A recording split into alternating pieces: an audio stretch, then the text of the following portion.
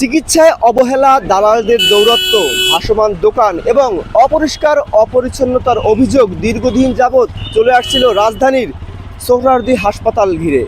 Shaheed Suhrawardy medical college হাসপাতাল ঘিরে যে অভিযোগগুলো দীর্ঘদিন যাবৎ চলে আসছিল এবং মানুষ শুনে আসছিল তা কতটা সত্য। শহীদ সোহরাওয়ার্দী মেডিকেল কলেজ হাসপাতাল রাজধানী ঢাকায় বড় হাসপাতালগুলোর মধ্যে অন্যতম। রাজধানীর বাইরে থেকে আসা চিকিৎসা প্রত্যাশীদের ভিড় লেগেই থাকে হাসপাতালটিতে। জেনারেল হাসপাতাল হওয়ায় নিম্ন মধ্যবিত্তের চিকিৎসা সেবার প্রথম পছন্দ এই হাসপাতালটি। কিন্তু সম্প্রতি হাসপাতালটিকে নিয়ে উঠে এসেছে অব্যবস্থাপনার অভিযোগ। টেস্ট বাণিজ্য, চিকিৎসায় অবহেলা সহ বিস্তর অভিযোগ রয়েছে হাসপাতালটি নিয়ে।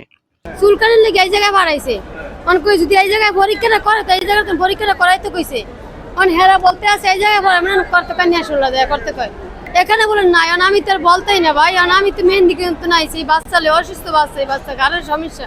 এখানকার স্টাফ বলে পরিচয় দিয়ে পেশেন্ট ঢুকায় দেয়, এই জিনিসটা একটু ডিস্টার্বিং এর। কিন্তু আমি দেখতেছি আমার সামনে লোকজন এসে সিরিয়াল ছাড়া এসে ঢুকে বলতেছে যে স্টাফ সেবা লাগবে তো নিয়ে যাচ্ছে, তো এই জিনিসটা আসলে খুব বিব্রত। আমরা অনেকক্ষণ ধরে সিরিয়ালে দাঁড়াইছিলাম আর কি। রোগী নেওয়ার জন্য হাসপাতালটিতে পর্যাপ্ত স্ট্রেচার থাকার কথা থাকলেও একটি স্ট্রেচারও সেখানে দেখা যাচ্ছে না। অথচ সেই স্ট্রেচার করে টাকার বিনিময়ে রোগীদের উপরে নিয়ে যাচ্ছে একটি চক্র। এরা মূলত হাসপাতালের কেউ নয়, টাকার বিনিময়ে নাকি সেবা দিয়ে থাকেন রোগীদের। অথচ হাসপাতাল কর্তৃপক্ষের পক্ষ থেকে কিন্তু এই স্ট্রেচার সেবাটি সম্পূর্ণ বিনামূল্যে দেওয়ার কথা ছিল। রোগীর লোক খুশি আমাদের যা দেয় অতটুকু না, এটা হাসপাতালের না, আপনার ব্যক্তিগত। জি, আমাদের ব্যক্তিগত।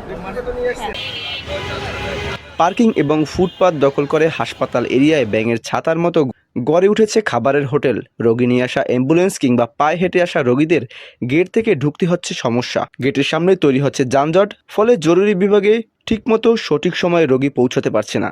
বিস্তর অভিযোগ শুনে বৈষম্য বিরোধী ছাত্র আন্দোলনের একটি দল এসেছিলেন হাসপাতাল পরিচালকের সাথে দেখা করে অভিযোগের সত্যতা এবং সমাধানে হাসপাতাল প্রশাসনের করণীয় জানতে। রোগীদের সাথে অসদাচরণ ও হয়রানি, দালাল চক্র এবং কিছু অসাধু কর্মচারী এবং বহিরাগত ব্যক্তিদের বিভ্রান্ত করা, দালাল ও বেসরকারি ক্লিনিক সিন্ডিকেট সরকারি হাসপাতালে চিকিৎসা প্রদান না করে বা বিধি প্রদর্শনের মাধ্যমে রোগীদের জোরপূর্বক নির্দিষ্ট বেসরকারি ক্লিনিক ও ডায়াগনস্টিক সেন্টারে পাঠানো।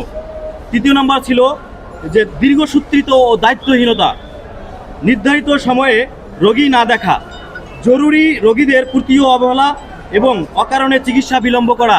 হাসপাতালের সকল অব্যবস্থাপনা ও অভিযোগ আমলে নিয়ে হাসপাতালটির পরিচালক বললেন, আমি সকল বিষয়াদি শুনেছি, সকল সমস্যার সমাধানের চেষ্টা করব।